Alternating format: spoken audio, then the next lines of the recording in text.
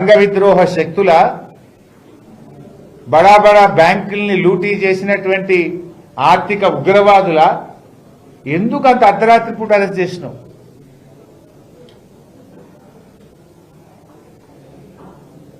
వాళ్ళు నోటీస్ ఇవ్వచ్చు, పిలవచ్చు కదా.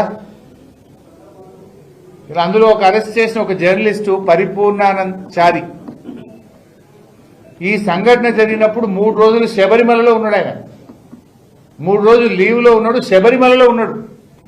ఈ విషయంతో సంబంధమే లేని చారిని అర్ధరాత్రి పోయి అరెస్ట్ చేసుకొచ్చేది. అంటే మీరు ఎంత నియంతృత్వంగా, ఎంత ఏకపక్షంగా చేస్తున్నారనడానికి ఉదాహరణ ఇది. వీళ్ళ మీద ఎస్సీ ఎస్టీ కేసు పెడదామని ఆలోచన చేసింది. అరెస్టు చేసిన జర్నలిస్టులో సుధీర్ ఒక దళిత బిడ్డ.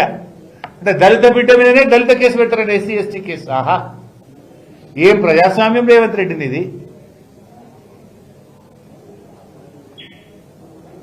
నేను అడుగుతున్నా, ఇవాళ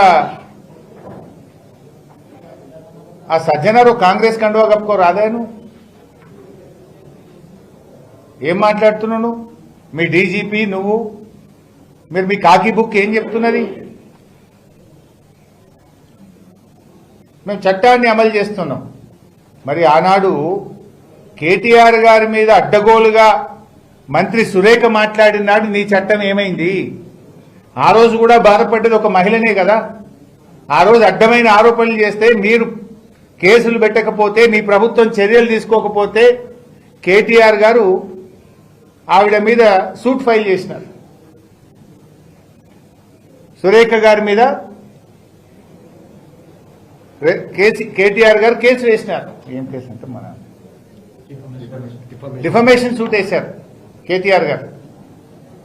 మరి ఆ రోజు మీకు కేసు ఎందుకు పెట్టలే? ఆ రోజు నీ చట్టం నిద్రపోయిందా సజ్జనార్? ఆ రోజు కాకి బుక్ పనిచేయలేదా సజ్జనార్? ఇవాళ ఒక మహిళ మీద అయిందని తెగ బాధపడుతున్నాం. మరి ఆ రోజు కూడా ఒక మహిళనే కదా, ఒక మంచి నాయకుడు, ఈ రాష్ట్రానికి పేరు తెచ్చిన నాయకుడు కేటీఆర్ గారి మీద అడ్డగోలుగా మాట్లాడితే మరి ఆ రోజు నీ చట్టం ఏం చేసింది?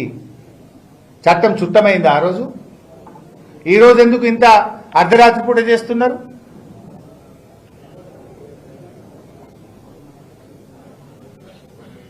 మరొక మంత్రి, ఆయన కుమారుడు, ఆయన కంపెనీ అర్ధరాత్రి పూట పోయి హైదరాబాద్ లో బౌన్సర్లను పెట్టి భూములు కబ్జా చేసిండ్రు.